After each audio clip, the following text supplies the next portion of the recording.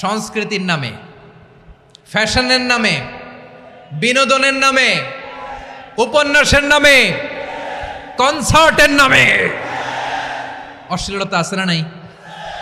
আপনি দেখেছেন কনসার্টগুলোর অবস্থা? এই যে আতিফ আসলাম যে আসছে আমাদের দেশে, তারপর কে কে আসছে, আমাদের তরুণ তরুণীরা, আমাদের যুবক যুবতীরা, আমাদের জেনজিরা, কি অবস্থা ওইখানে? হ্যাঁ, কি অবস্থা! কে বাঁচাবে ওদের? কে রক্ষা করবে ওদের ইমানের, ওদের চরিত্রের হেফাজতের গ্যারান্টি কে দিবে?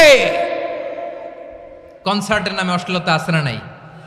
ছেলে মেয়ে একে অপরকে জড়ায় ধরতেছে, একে অপরকে চুমু খাচ্ছে প্রকাশ্যে, দিবালোকে, গণমানুষের সামনে। আল্লাহ তাআলা এই অশ্লীলতা থেকে আমাদেরকে বেঁচে থাকতে বলেছেন, বেঁচে থাকতে বলেছেন। রূপালী জগতের নামে অশ্লীলতা আছে না নাই? এই টার্মটা আপনারা জানেন না? রূপালী জগৎ কি জগৎ? আসলে কি রূপালী জগৎ না অন্ধকার জগৎ? আমার বোনেরা, আপনাদেরকে যে কি বলে তারা বুঝায়, রূপালী জগৎ শুনেই আপনি ভরকে যাবেন না। রূপালী জগতে যে নারী যত বেশি উলঙ্গ, সে নাকি তত বেশি সাহসী। জানেন, বলে এটা একটা সাহসী নারী, খুব সাহসী পদক্ষেপ তার। যত বেশি শরীর থেকে কাপড় নামাতে পারবে, যত বেশি বস্ত্রহীন হয়ে নিজেকে প্রেজেন্ট করতে পারবে, সে নাকি তত বেশি সাহসী। ও আমার চট্টলার ভাইয়েরা, শয়তানের প্রথমে এজেন্ডা ছিল বনি আদমকে বস্ত্রহীন করা। সে আদম এবং হাওয়া আলাইহিস সালামকে নিষিদ্ধ গাছের ফল খাইয়ে তাদেরকে বস্ত্রহীন করেছে। এই জামিনেও সে আমাদেরকে বস্ত্রহীন করতে চাইবে। এই রূপালী জগতের নামে তারা এটা করে। আমার প্রিয় বোনেরা, আপনি জানেন না আপনার দাম কত।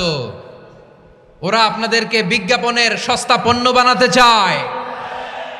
ওরা আপনাদেরকে ওদের ভোগের লিপসার টুলস বানাতে চায়। ওরা আপনাদেরকে দিয়ে ওদের খায়েশ পূরণ করতে চায়। এটা আপনাদের জন্য মোটেও ডিগনিটি নয়, এটা আপনাদের জন্য সম্মান নয়। আপনার সম্মান শালীনতায়, আপনার সম্মান হেজাবে, আপনার সম্মান ভদ্রতায়, আপনার সম্মান আপনার ডিসেন্ট পোশাকে। পোশাক বলে দেয় এই নারীটা ভদ্র না অভদ্র। পোশাক বলে দেয় এই মেয়েটা কোন ঘরের মেয়ে। আওয়াজ করে বলেন ঠিক কিনা? আপনি জানেন না, আপনারা এই সস্তা পণ্য বানায়।